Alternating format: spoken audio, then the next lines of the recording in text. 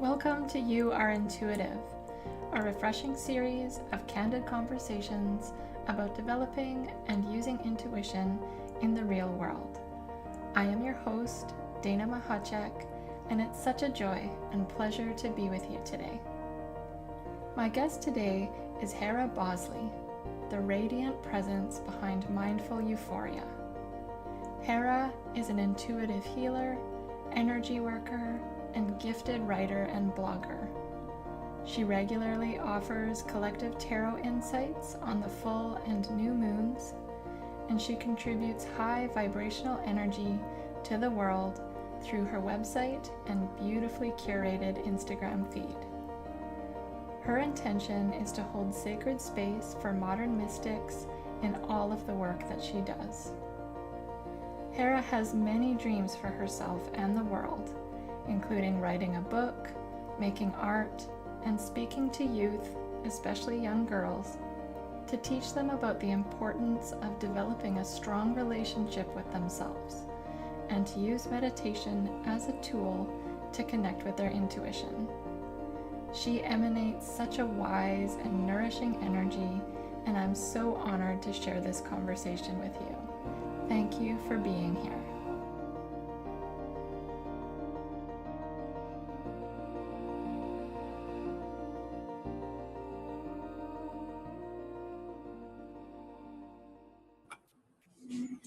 All right. Hi, Hera. I'm so excited to speak with you today and to dive into all things intuition with you. Thanks for being here.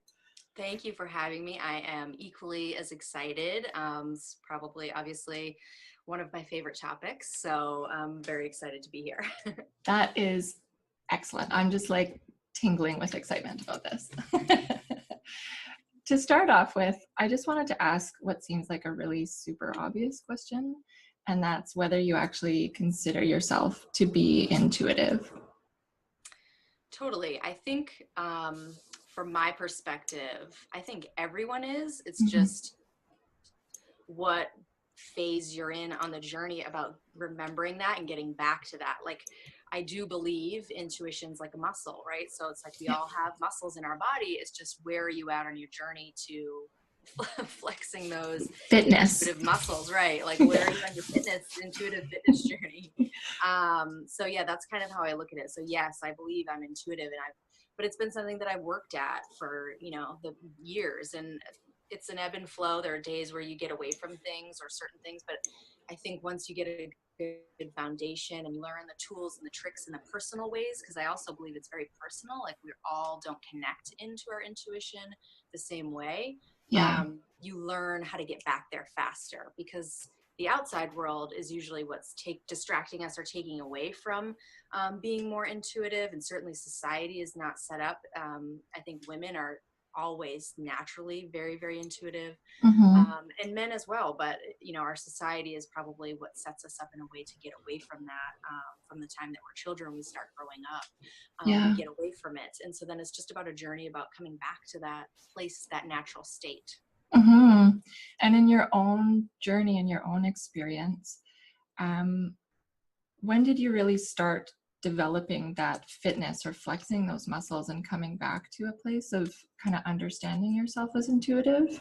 What time in your life did you kind of start returning to intuition more consciously? So I think, honestly, I mean, I got my husband and I got, well, we weren't married then, but we got pregnant with our first child when I was 20. I had her when I was 21. Mm-hmm. And so I think that experience, although it didn't instantly, change me, motherhood, I think, was my initial foray in, like, whoa, because I had this just magical, her birth experience was very, like, almost textbook perfect, which is what I probably needed at that time. I probably couldn't have handled much else at 21. Yeah.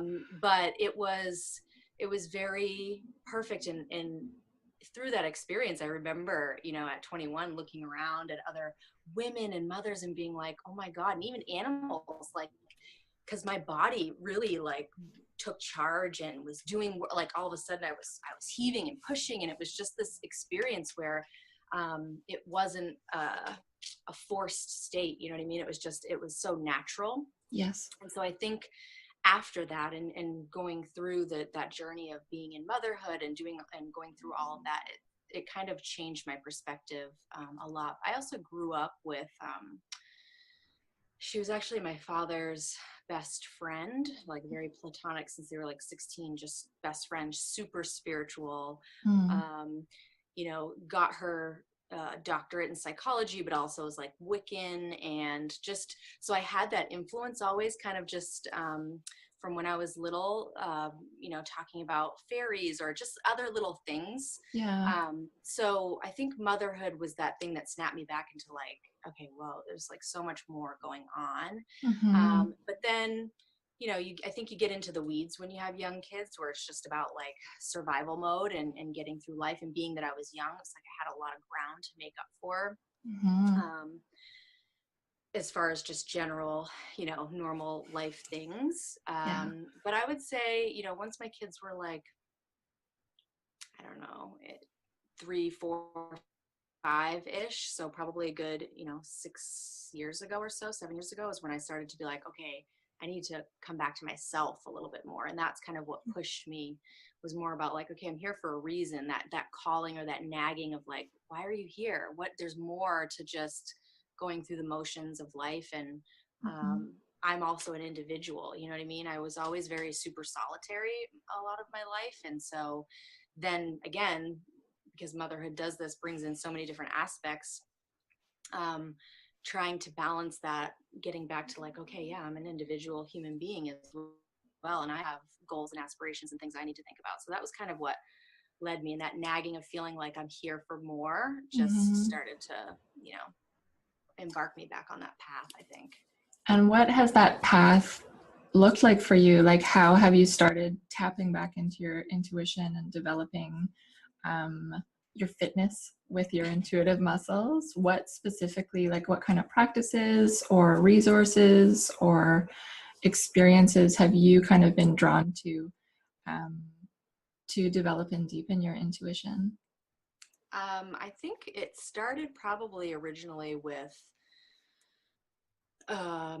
books, and like Marianne Williamson and Return to Love, and A Course in Miracles, and Gabrielle Bernstein. You know what I mean? It was like I started to, I think originally, I'm always that person that wants to soak up tons of knowledge. So I think I'll always be a lifelong learner. Like I'm always wanting to learn more. So that's just always been that journey. So it started with just, I don't know if I saw a TED talk with Marianne Williamson or something, where it was just like, oh, I don't know, it just hit me one day, where it was like stuff that I'd always been, like I said, exposed to or around, but I think there just came that pinnacle point where I was ready to really absorb it into my body and like, oh, you know, apply it to real life and all these things. So I think it started with books and knowledge and reading and spirituality. And then obviously it's like, you know, then you start foraying into yoga and crystals and meditation and essential oils or plants and astrology, and like, you know, tarot it's that cards. rabbit hole. Yeah, tarot. Oh yeah, tarot. Like, you know, everything, all of that. It's literally just like a synchronistic rabbit hole of endless amounts of knowledge and spiritual information. So yeah, it probably for me started with I think Marianne Williamson for sure, and just listening to her speak and her books and A Course in Miracles and that type of thing. And then also just, yeah, recognizing and tying back to how intuitive I was maybe when I was a kid, or thinking back to other times in life. So yeah, I think it's just been an evolution and a journey, right? Everybody starts their awakening process, I think, wanting to get all the information, and then you kind of reach a point where you're like, okay, right, I actually have all the information as well within me, you know. So there's usually, it starts, I think, with a grasping for knowledge, and then it's a returning to like, oh right, I also have it all within me too. So and it's almost like it's a gathering period, and then an integration where some of the things kind of stick and land. It's almost like when your body digests food and certain nutrients are absorbed and certain not nutrients, certain wastes are expelled. Yep. And I found the same with my own intuitive process too, that at first I needed to read like all the books, or I felt that I needed to read everything. Yep. And dabble in this and dabble in that. And then there is that like integration and assimilation period where it's like, okay, what feels right for me and what feels like natural and easy to me compared to like forced, or that I like really have to try. And then whatever doesn't stick or resonate just kind of like falls into the sidelines, right? Yep, totally. When you were in that sort of gathering period, was there ever a feeling of like, these people are so amazing and like profound and mystical and tapped in and connected, and I'm just like this random person who's maybe less than or not good enough or not spiritual enough? Was there ever that kind of comparison factor coming in during your gathering phase? Totally. I think that, and I think it's sometimes even still, I struggle with that. You know what I mean? You can easily get caught up when you're inspired by someone. You go read their about page and maybe they've traveled the world or they've studied in ashrams and like all these things. And it's like, man, I haven't really done any of that stuff yet, you know, like, so it's easy, I think, even still to get caught up in that mode of comparison sometimes. But yeah, I do remember feeling like these people have the knowledge. I need to seek that and gather it from them. And I need to, you know, it's like, yeah, it felt like you had to, I was always trying to obtain something I didn't have, rather than now I feel like I look for knowledge to continuously like resonate with me and just, you know, I'm not coming from a place of needing something or a lack. Like I need this, but I want this, and it enhances what I already have, kind of a way. You know what I mean? But yeah, there's definitely, and I see a lot of people. I mean, maybe you have this experience too, where when you do client work, a lot of people clients are attracted to you for that reason too. It's like they're vibing with you and they want to know, and they're looking for validation, whether it's through tarot or whatever. Like, I need to know if I'm on the right path, or I need to know. So I think that's human nature. I also think that's the masculine mind too, feeling like you need confirmation or an answer, or black and white kind of definitions of things in order to make you feel validated in a way, or certain experiences or certification or a piece of paper. Tick the boxes. Yes, exactly. That's kind of the masculine mind way of thinking, where the opposite of that, the feminine flow is really just more about, like I said, using knowledge as a way to enhance what already lives within you, or remember or reawaken certain aspects of yourself. So how did you go about reconciling that? Like, if you're feeling the comparisons, or you're feeling the less than or the scarcity, how did you bring it back to yourself? Was it just a matter of like affirming to yourself, like, I have the answers within? Or like, what did that look like in kind of real and tangible terms? So disconnecting from that comparison. I think that's a great question. I think that for me, and probably a lot of people that I know, oftentimes your awakening journey, right, when you start to awaken to this something bigger than you, and the spiritual journey, path, whatever you want to call it, that awakening period usually often also leads you down a path of healing and dealing with the shadow work. It doesn't feel like that at the beginning, because it's kind of like, oh, look at this, bright, shiny, beautiful object, and I want to obtain that. Right, everything's wonderful. But usually I think the awakening path leads you down to, what do I need to heal within myself, right? It brings up all your shit if you're doing it right. If you're not, you're probably trying to jump right over that muddy puddle to the pot of gold, and that isn't really necessarily going to work. So for me personally, I think it was like, became a side by side of like this deep shadow work, healing a lot of wounds, some of which I came into this lifetime with, some of which I developed in my lifetime. And so I think that once you start to work and heal aspects of yourself and your shadows and those things that are really coming up and needing healing, Mm-hmm. that's when it elevates you to a point of starting to just, it gets you to that. I think it's like what you were talking about with that integration phase, right? It's not like one day, if I just tell myself enough that I'm enough, one day I wake up and I am. Yeah. I think it's when you do enough of that deep soul work, you get to a Mm-hmm. point where you start to realize your own value and your own worth. And then naturally you start to come to these conclusions about things of separation. And I think, certainly Marianne Williamson's books and A Course in Miracles and those things teach you that a lot of that pain and suffering is because you feel separate. And so I think it kind of is a natural evolution. It's not, certainly not something I woke up overnight. And like I said, it's still something some days I struggle with. I mean, in the world of social media, right? It's easy to scroll through your feed and look at all the beautiful, wonderful, amazing things that people are doing and then be like, well, what am I doing? You know Yeah, what I mean? exactly. So, What's wrong with me? yeah, totally. Mm. So it's a journey, but I think the healing, because we all have healing to do. It's impossible to think that you came out of this world and out of the womb and had a perfect childhood and a perfect life and you don't have anything that needs to be healed. So I think we all have shadow work and healing to do it, and in that process it brings you back to remembering the whole, that you're a whole being, right? So Yeah. And for you with your own, because I know that um, you do readings for other people and you offer the collective tarot readings at the new and the full moon.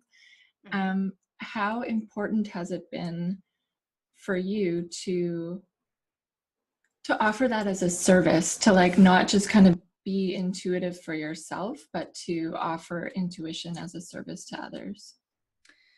I think originally it really all started as a way where I wanted to practice, right? Because when you get into things like tarot or astrology or things that you're learning, it's almost like you can't spend, you analyze yourself so much to the point where you almost get sick of yourself and you can't, it helps to go out and look to others. I need to practice on other people. So I think originally it started with a call out to like do free readings, and then maybe like, you start at these minimal amounts, and then I started to notice that in doing readings with other people, the messages that I needed to hear, I would find Mm-hmm. themes were coming up.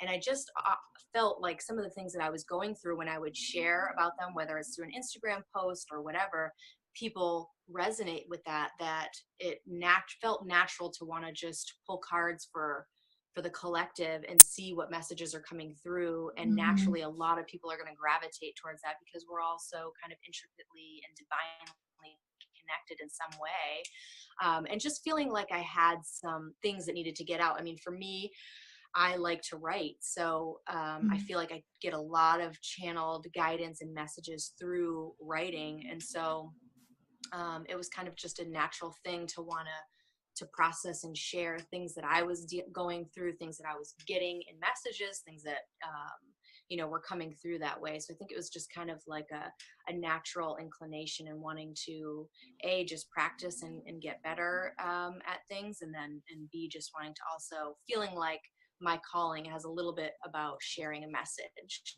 Yeah. And I think it's just for anybody watching too. I don't feel like, I believe everyone is intuitive. I don't believe that everyone's purpose or calling is to like be a professional intuitive, Totally. and I do also believe that intuition can be a service that's not necessarily labeled like buy a reading from me. Like you can be intuitive and offer intuitive insights or guidance to other people. If you work at a gas station, or if you're Yep. like in the marketing world or whatever, that you can work at a bank and be intuitive. It doesn't have Absolutely. to you don't have to hang up your like mystic psychic shingle in order to be like real as Yeah. an intuitive, right? Yep. um I want to talk a little bit more about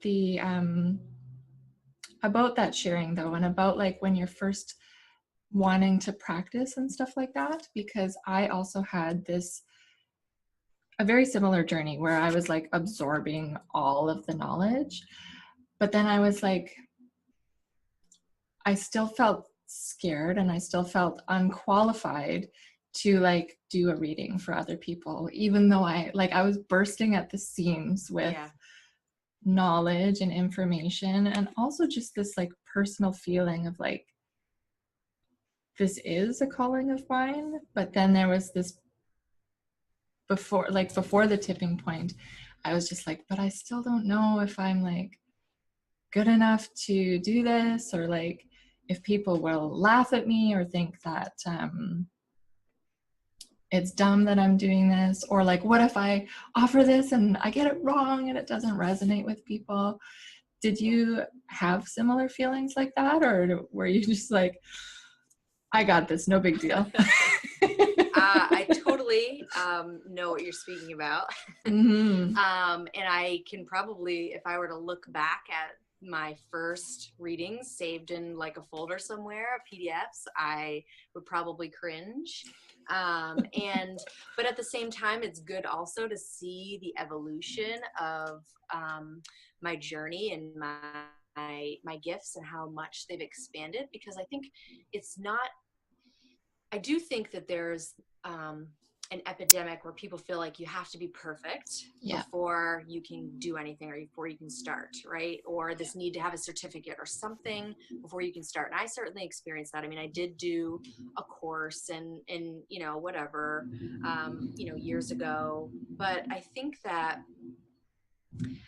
just reached a point where it was almost like, and maybe it was this quote that I love that Gabrielle Bernstein used to say a lot. I don't know if she still does, but like, I think it's something like, maybe it's a Yogi Bhajan quote actually, where it's like, start and the pressure is off, right? So it's like, you don't have to be perfect. Yeah. And in fact, I think in the beginning, it's important to market yourself as saying like, I'm learning and I want experience. And that's what I'm trying to gather is feedback, conscious criticisms, you know what I mean? Like I want, I definitely, I think, put that out there, that I'm offering these for free or a very minimal cost just because I want the experience and I want the feedback, right? I really wanted the feedback. I wanted people to feel comfortable being honest, because it doesn't work for me if I send, you know, do a reading and then they just were like, or great job, don't really say, right, don't really say what it was. So I consciously kind of put it out there, and I think that that's okay, right? We're not,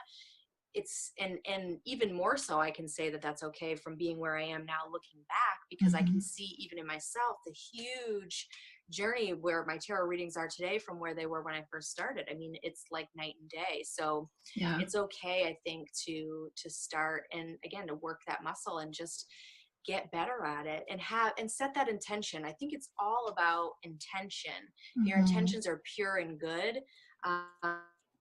You do have to obviously fight through the fear a little bit. There's obviously going to be fear, but I think that this is why I love Instagram, is you can find these beautiful communities of supportive people and like-minded people that want to help you. And I think that, again, because I believe the universe works magic in everything that we do, that people will find their way to you. You'll be drawn to certain people or attract certain people that you need to help you actually on your journey to get better. So I think that it all works together, right? So you'll find the people that need to hear what you have to say, that need to help you in reverse, or like I was even mentioning earlier, a lot of times in my readings, the messages that I was giving someone is also something that I needed to hear. It's usually always the case, right? Like I'll have a new client come in and suddenly their issue or whatever is coming to light in the reading is also has this message, maybe not exactly the same way, but it also is something that I needed to hear, you know? So I think just trusting a little bit of trust and surrender goes a long way. And having that, like I said, that intention, that pure intention of knowing that, not claiming that you're an expert, because I've seen a lot of people do that too, right? They put out that shingle too soon and start being like, well, I have this certificate and so I'm this expert. And Yeah. so I think, you know, you can reach dangerous territory, but when you have that pure intention of wanting to learn and get better and gain feedback, there's absolutely nothing wrong with that. And it's probably the best way to go about it. Mm-hmm. And I think as far as that journey goes, like, because I also started with giving free readings, and the first reading that I gave, well, first of all, I did work with a teacher, and with Lauren from Inner Hue, Yeah. and she really helped me to just do it, because I had like all this pressure inside me, and because all the information was just like, it was there, but I didn't have an outlet for it, because I wasn't actually doing readings, or I wasn't actually like doing anything with it. I was just taking in more information. Yep. And the second time that I met with her, she was basically like, okay, give me a reading. And I was like, I don't know how to do it. And she was like, yeah, you do. Just do it. And I was absolutely terrified. And I actually, like, I had a meltdown. I was like bawling my eyes out. And she's just like, I'll be patient, and like, just go at your own pace. But once I had done that, just start, and the pressure was off, right? I was like, okay, I can do this. And then I reached out, like I texted my best friend from high school and was like, is it okay if I give like a practice intuitive reading? And that was also kind of scary, because I hadn't claimed an identity as like, I'm intuitive ever. And even though this was my best friend, I was like, oh, is she going to think I'm weird, or like that I've gone off the deep end of the crazy pool? And, but I did want to start with people who were safe for me. And yet not too close. Like, I didn't want to read my partner, because then I wouldn't have been able to discern for myself if I was like being intuitive, or if I was just making it up from stuff that I already know about him. Yeah. So I needed like a bit of distance, but I also needed that support, and just knowing that like, hey, this person is my friend. It's going to be okay, even if I like tank this reading. But after a certain point, I found I needed to start reading people I didn't know, because for my own journey, I needed to realize that I wasn't just like pulling from my database of things I already knew about this person. And B, I wanted to make sure that they weren't giving me feedback just because they were my friend. Like, great job, Dana. So then I gradually started working with people that I didn't know, and then soliciting feedback from them. Did you also have, I guess, like a mini identity crisis with that? Like, explaining to people that like, I'm becoming intuitive, or I am intuitive. Was that a hurdle for you, or was that something that you were cool with? Totally. Also know what you're talking about in that realm as well. And I think it's still something I struggle with. And this is why I think I was drawn to having or doing a business kind of on the internet, because there's almost a little bit of freedom I felt in that, whereas like, these people don't know me. They haven't known me since high school. You know what I mean? It was almost like I created a separate Instagram for my personal account. I had my own, I built a website just so I could start blogging even before I was doing tarot and stuff like that, just where I could process my thoughts. And, so I did keep it almost separate for a while, because of that same fear, you know, of like people thinking I'm weird and that kind of thing. And I think even still sometimes, because I actually work full time, I have a professional job too. Yeah. So I still even struggle with that a little bit. I try not to actually friend a lot of people on Facebook that I work with, just for that reason, because I have to almost in some senses have that separation. Not that I'm hiding anything per se, because I think almost like you were talking about earlier, that you can be intuitive and be in your alignment even when I'm at work. So even though I'm not like giving tarot readings in the lunch break room, I'm still walking around with that, you know, my alignment and my higher self and the knowledge and wisdom that I've gained and that kind of thing. So I think but it's a kind of a fine line there, in some ways. But I think that there have been things where I've had to relinquish control. For example, being interviewed or publishing things on the Huffington Post, or articles that I've done, or the spoken word poem that I did a few months ago that got viewed like 20,000 times or something like that. Like, Yeah. there comes a point where you just absolutely, you can't even control it anymore. So you just let go of any kind of fear about, that unveiling. But in the beginning, totally, I was the same way. I was worried. Even my husband, my husband's not into this same kind of stuff that I'm into. I mean, he's obviously, in being married to me over these years, having to get used to things, or understand things. Like I said, I had an influence a little bit growing up my life with this person, so it wasn't completely foreign to me. And I always was kind of like a hippie, and when I was younger, and that kind of thing. But I do think that, you have to reconcile that. And I think it's same thing, similar to what we were talking to before. It's this evolutionary journey that once you start to integrate, once you get past that grabbing or needing to fill that void, it's almost like you're trying to fill a void in the beginning with information gathering and all these different things. Once you get to that place where you're like, oh, right, I have everything, those kinds of things just naturally work their way out. But yeah, it's a process. I do remember, and like I said, I still kind of sometimes struggle with that, being seen aspect.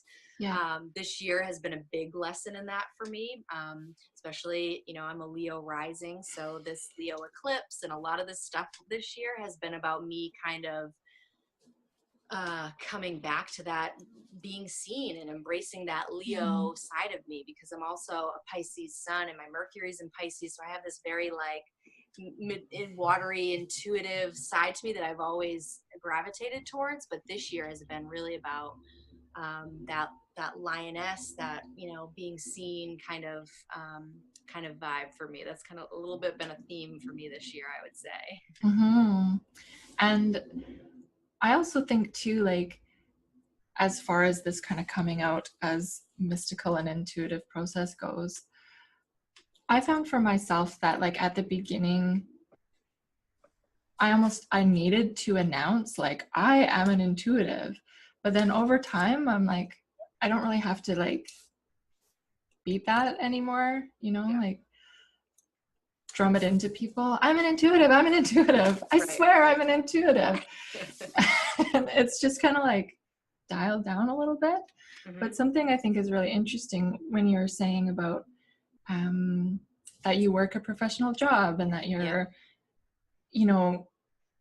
you're still in alignment, but you're not necessarily having to be like, and I'm an amazing tarot reader, and I'm an amazing intuitive. Something that my mentor again taught me, because I had such a fear of, like, announcing to people that I'm an intuitive. But she's like, you don't even really need to announce it. People know. Like, you think that you're, like, doing a really great job of covering this part of you up. People know, right? And they know because they're intuitive too, even if they don't realize it. It's like we're always kind of speaking with each other and connecting with each other's vibes. And even if we feel like, I'm going to make this surprising announcement that nobody would have seen coming, right, everyone's like, yeah, we kind of already knew that about you. Absolutely. Yeah. And that you don't necessarily need to have this, like, ceremony of coming out with that it's more important. That also kind of ties into, like, hanging up your shingle a little too soon. It's more about just coming into inner resonance and inner alignment with yourself as an intuitive being, and that kind of quiet confidence and quiet acceptance of that aspect magnetizes people more than the fanfare splash. I am an intuitive. Right. And the fancy website and all that. Yeah, totally.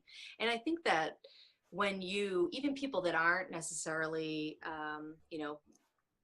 in the same spiritual things that maybe we're into, right? Like my husband, totally all American kind of guy. They can understand it because like we all grew up with people saying like, oh, I have a gut feeling, right? Like that is intuition, like, you know what I mean? So Yeah. we're actually all talking and speaking the same, talking about the same things foundationally. We just Yeah. maybe have a different language or words that we're putting on to things. So Yeah. yeah, I grew up with, you know, people, everybody knows that saying, like, I have this gut feeling or something doesn't feel right, or I walk into a room and it feels weird, like all of that. Cause we're energy. Everything's energy. We're all energetic. Everything's energy. So like you said, even people that don't necessarily identify with being a spiritual, intuitive person, they Mm-hmm. are at some place in their core and have all had those experiences. And so Mm-hmm. oftentimes even just a simple conversation, you know, opens up these things even more. So yeah. Mm-hmm. And also what I was finding as well is people that I had labeled as like, oh, they won't get it, or like it'll be too much for them. It's been surprising how many people are actually receptive to intuition and to learning more about energy, um, that I totally didn't give them credit for. And then, like, I remember one person in particular when I was working at the art booth with my husband, one of the other artists down there, I had just like dubbed him as like off limits to like knowing that I was this intuitive now. And one day I was down there and I was kind of planning out new offerings, and I had said something about chakras, like I was writing it down, and I had like a chakra reading or something. And he came over and was like, "What are you writing, Dana?" And I was like trying to like cover it up, like, "No, you're not allowed to see that I wrote the word chakra down." But then when he saw it, he was like, um, I should probably get a chakra reading because my chakras are blokras. And I was like, that is totally unexpected, right? Like Yeah. I didn't think that he would be like, I thought he was just gonna slam it down or completely reject it, but he was actually really curious and really Yeah. receptive to that. Yeah. And I had a similar experience too, where back in November, taught at a retreat and attended this women's retreat. And the other woman, the main person who was hosting the retreat, her mother came with one of her friends and stuff too. So we had this generational aspect of people that also had maybe have just, you know, when you think about our mothers or our grandmothers that maybe haven't been able to, like, how lucky are we that we get to explore these things so openly and so freely, even if we have our own little hangups about them. But to see the perspective from other generations that have been this like workhorse, Yeah. they've been caretakers, they take care of their family, you know what I mean? They just, the generational aspects, but how open they were to all these things where it's like, oh right, I can take care of myself. And you know what I mean? It's just, it was interesting to see. And I agree, people that you might not expect or see are open to these kinds of concepts because we're all just human beings. And I think, you know, our minds and our experiences are all can be so very similar. And this kind of touches, like I said, to all of that. So Mm-hmm. And now, in kind of like your daily life and your daily practice, how does intuition show up for you, or how does intuition work for you? I mean, I think it works in every aspect, right? It's hard to delineate or call it out where it's a certain type of thing. I mean, as a mother, it works in one way, and with my clients, um, it's all comes back to working on myself, right? Like I Mm-hmm. think that being intuitive is, again, it's nothing that I have to obtain or any kind of certificate or course that taught me things, but it's more, the more I can focus on my self-care and staying in my alignment, the more intuitive I am with everything else in my life, right? So even with this like eclipse season in the past couple months, I've been feeling like changes and transitions where I wanted to take a little bit of a break this past month or so from client work, was Mm-hmm. really because I just wanted to strengthen and come back, slow down and come back to my own personal connection and look at the little toolkit that I've built along the years of the different kinds of things, the things that I gravitate towards to help me get back to that place, or if I'm feeling frazzled, like, crystals, or pulling cards for myself, because sometimes you get caught up when it's like, when was the last time I even pulled a card for myself? Or Mm-hmm. taking baths, or you know what I mean. I think for me, strengthening my intuition is always just about that nourishment and self-care, Yeah. because when I'm ramping that stuff up and I'm focused on myself, I serve everyone better, and I'm coming from that, like I said in the beginning, intuition is a natural state of being, I think. Yeah. So I think nourishing and self-care and finding the tools and the things that bring me back to that place always is going to help me be intuitive or connect with my intuition just naturally. Mm-hmm. Yeah. And I find too, it's like, it's really easy for me to get into that masculine energy and the like striving and doing and like accomplishing and ticking off the boxes. And then it always makes me laugh actually, because it's when I'm not doing or not trying to do something that I can reconnect, right? And I can get back into my own alignment. And I'm like, oh yeah, it's already here. Like I don't need to like do anything to obtain that or find it or achieve it. It's already there.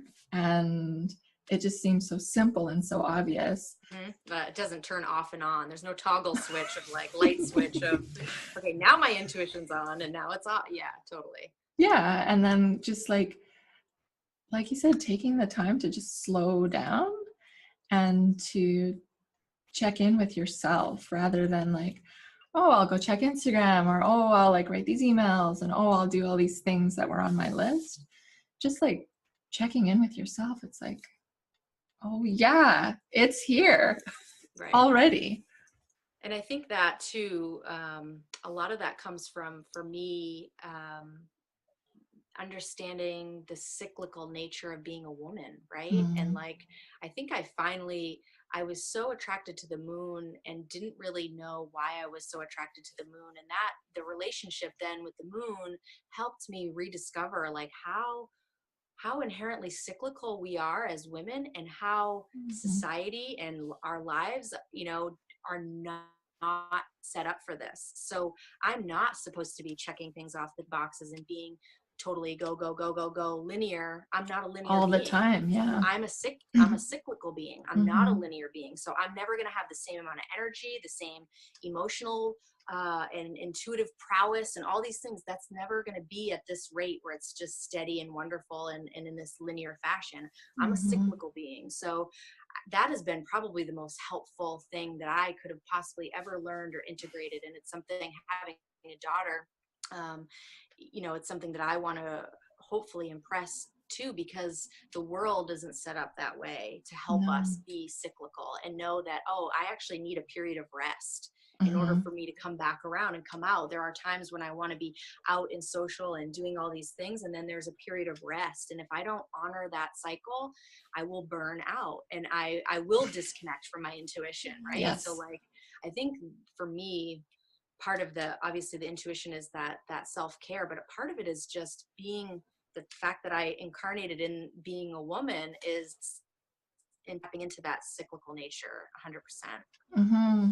And just touching on that cyclical thread too, because I know there will also be some men watching this, and men are cyclical too, like not in Yeah. the same way that women are cyclical, but we all go through seasons. We all have those more energized and kind of outward focused creative output periods, and then those times of just like pulling back and maybe dismantling old structures or old beliefs, um, and just recalibrating and resetting ourselves and needing that rest.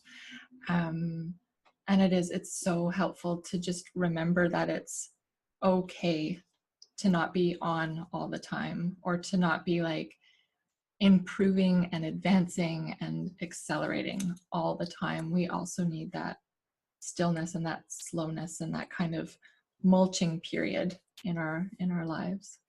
Totally. And recognizing that if you have been going on this rate, that the pendulum is going to end up eventually at some point swinging in the other direction, right? So it's like you can operate on that upswing for a while, but also recognizing that that is not going to last forever. And so in order to make it so that you don't crash so hard, I think part of that is learning how to balance those rhythms and listening to the messages within your own body and intuitive energetic body, right? Like I think a lot of this conversation has been geared maybe toward being intuitive in outside ways, but intuition also is a lot of just me listening to the own cues and messages in my body, my higher self, and my physical body even too, you know, like what messages am I getting for myself today and right now. Exactly. And I think some of that has to be it's a learning process, because I know that when I first started out on this spiritual path or journey, I felt like, okay, I have to sit down and meditate every day for 30 minutes. And if I don't do that, then maybe I'm not, you know what I mean? And it's like, I actually have learned along the way and along the years that that's not the way it works for me. You know what I mean? I'm going to be, if I'm being truly intuitive, maybe I am going to meditate 30 minutes today. And then maybe tomorrow I want to go for a walk outside, and maybe the next day I want to do something else. So it's like, I hate just stark black and white. It has to be this all or nothing, this way or not. That actually pulls you away from your intuition, I feel like, most of the time, where if I'm actually tuning in, listening to what I need, my body, my spirit, my soul is going to tell me when I need rest and when I'm being creative and when I need to express out, you know what I mean? So I think part of it is letting go of the distractions, right? Because life is a huge distraction. Instagram even, or social media, all these things, is learning to manage the distractions enough to get quiet enough to heed the messages that are coming through in your own self, for your own self. Yeah. And like you were touching on there, one of the other conversations I had with Erin Telford, we were talking about like the Doreen virtue model of like, if you want to be intuitive, you have to be a vegan, and you have to like not eat gluten, and you have to like not drink alcohol, and have this like really kind of pure diet, which works great for some people and doesn't work great for other people. So it always comes back to like, check in with yourself. What does your body need? And it's going to tell you. Yeah, I totally did the vegetarian and the vegan thing too. And you put yourself in a box and you're no longer eating intuitively for what you need. Or even sometimes, like, I'm very sensitive and I struggle with digestion and stuff like that all the time. So food is a huge journey for me. But even still, it's hard to remember that, like, even though something's healthy, even healthy foods might not agree with me and not feel good for me. Or even just the other day, actually, I try not to do a lot of gluten because it does just make me feel heavy or whatever. But I had some surgery on my head. I had some skin cancer removed, and I was feeling like I needed something, like I wanted bread, like I needed to be grounded. Yeah. So did I go out and eat like Wonder Bread, gross, processed? No, I went to like a local bakery that like handmade bread, and I got this like delicious peanut butter and banana sandwich on this really good bread, and it was good. So I think that there's just this balance. But sometimes putting yourself in those boxes, the vegetarian, the vegan, you're no longer listening to the messages, the glaring, I mean, I made myself sick. I wasn't listening to the messages of my body, and I was just eating like, this is right, this is wrong, and there's no gray area, there's no in between, there's no flexibility there to be intuitive and say, you know what, I need meat, actually. I need that. My body needs that. And, you know, maybe you don't have to eat it every day or whatever. I mean, that's a whole nother conversation. But I think most people that I've talked to go through those similar journeys, where when you restrict yourself so much that you don't have any wiggle room to be flexible or fluid, it never really works long term. And if it does, you're putting in so much effort to try to force it to work for so long. And eventually, I think that most people will come to term that, you know what I mean? It'll show itself in some way. It'll manifest in some way, sickness or something, because that's not how it works. You have to be fluid and intuitive, I think in all areas and all aspects, including diet and food and, all that kind of stuff. So yeah, exercise, like what kind of movement you do or not do on a certain day. Yeah, it all comes back to us, right? Like, yeah. we actually do have all the answers inside. Mm-hmm. It's just a matter of paying attention and listening. Yeah, totally. Well, thank you so much for sharing your experiences and your perspective. And if people wanted to learn more about you and follow your work online, where's the best place for them to do that? So you can find me pretty much everywhere at Mindful Euphoria. So my website's mindfuleuphoria.com. I'm on Instagram at Mindful Euphoria, Facebook, all the same. So that's pretty much where you can find me. I will say things are a little bit feeling the transition. This eclipse definitely made me feel a little bit like, how do I want to, show up in the world? So, but everything's always, like I said, fluid and moving. So, but yeah, Instagram's probably my favorite. I love the Instagram community. It's how I met you. Yeah. Yeah. You know what I mean? So I've met so many beautiful people through that platform, and I have to say it's hands down my favorite place to be. So. Totally. And I'll put the links to it below the video and below the audio. And just thank you again so much for being here. Thank you for having me. All right. Take care.